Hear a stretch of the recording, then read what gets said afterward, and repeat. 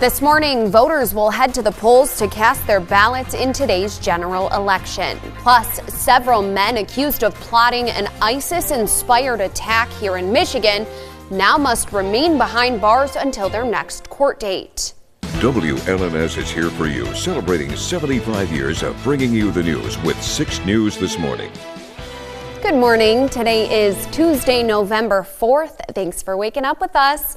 I'm Megan Vaselli. Kirk has the day off. 6 News is here for you now with this morning's top stories. But before that, here's Katie with your forecast first. From Storm Tracker 6, this is Forecast First, sponsored by Auto Owners Insurance. Simple human sense. Our Grand Ledge camera doesn't show much this morning, but there is a hint of sunrise out there just in the top corner. And you can also see that some clouds are mixing in, and it's that mix of sun and clouds that we'll see overhead for today. Satellite and radar confirms there's more clouds to our south than to our north, but over time those will continue to just drift past fairly uniformly. We'll be seeing those clouds eventually produce rain and even snow coming up in the full forecast. Stick around for that if you want, or you can always get that summary on WLNS.com. Though you can see me be very enthusiastic about our snow chances here if you stick around until the full forecast. Katie, thank you. 6 News is your local election headquarters, and today voters all throughout mid-Michigan will cast their ballot, deciding on a wide variety of local races and millages. In-person voting starts at 7 o'clock this morning, with polls closing at 8 p.m. And if you're voting absentee, that's also when you need to have your ballot returned by. Meanwhile, both Capital Area Transportation Authority and Jackson Area Transportation Authority will provide free rides to the polls. Voters just need to tell the driver that's where they're going, and you don't need to show an ID. Around the country, millions of Americans will vote in key races today, including in New York City, New Jersey, and Virginia. The results are likely to give us some insight into what we can expect in next year's midterm elections. As Jared Hill reports, President Trump weighs in, telling Republicans that a vote for Democrats is a, quote, death wish. Did you vote yet? Hours before Election Day, canvassers fanned across New York City's 5 boroughs for a mayoral race that's caught the nation's attention. I'm really excited about Zoran. Let us leave everything out there on the field, my friends. Let us do it together. Zoran Mamdani, a 34-year-old Democratic socialist, is the front-runner. Republican Curtis Sliwa, a distant third in the polls, behind former New York Governor Andrew Cuomo, a Democrat running as an independent. Monday night, President Trump officially endorsed Cuomo and threatened to pull federal funding from the city if Mamdani wins. We need a mayor who can stand up to Donald Trump, who can get the funding that New York deserves. The mayoral race here in New York City could prove to be a test for Democrats across the country. More than 700,000 people voted early. Across the river in New Jersey, the race for governor is tightening between Democratic Congresswoman Mikey Sherrill, a former Navy officer, When we vote, and Trump-backed Republican former State Assemblyman Jack Ciattarelli. This election is all about change.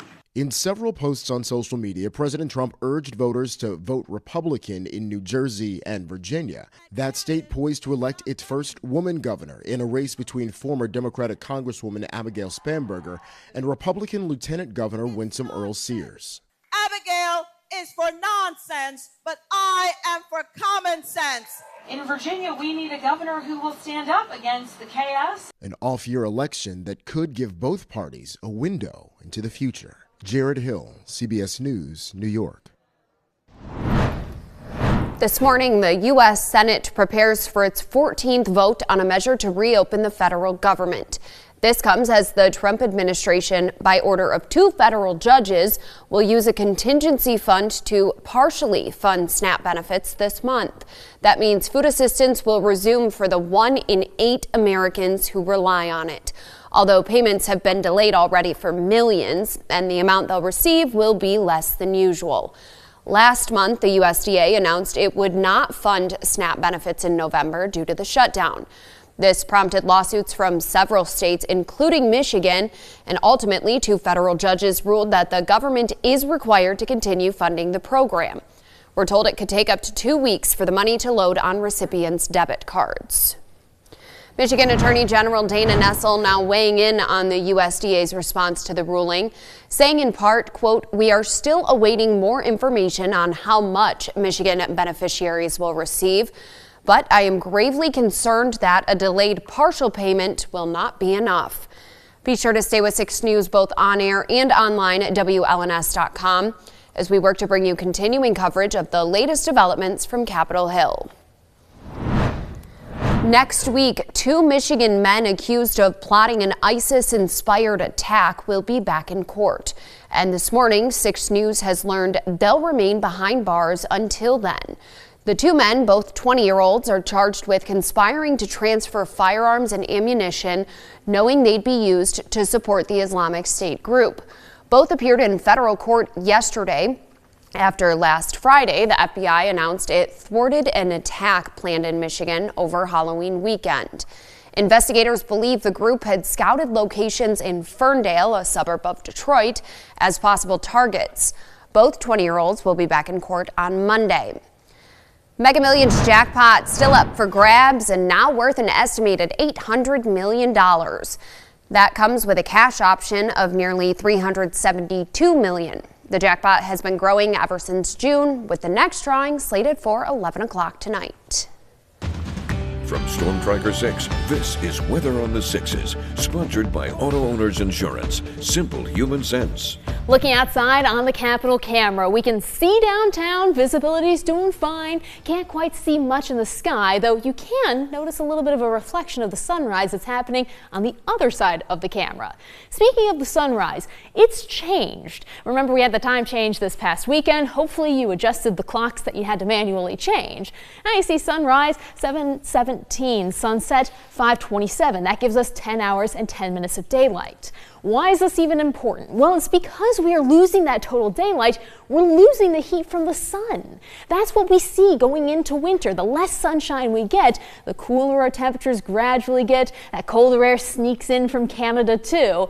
And all of that combines to give us that chance for some snow, which I am bringing up in the forecast. We're seeing the chance for snow return to mid-Michigan, and it'll be here this weekend. We'll look at it more in detail coming up in the full forecast in just a few minutes. Coming up, we've got your morning sports, and 6 Sports Director Ian Kress will be here for you as Tom Izzo tips off year 31 with the Spartans. Plus, Thanksgiving is quickly approaching, and Amazon announced a deal that could make things easier for you and your family. Daylin will have that for us in our What's New on the Web segment right after the break.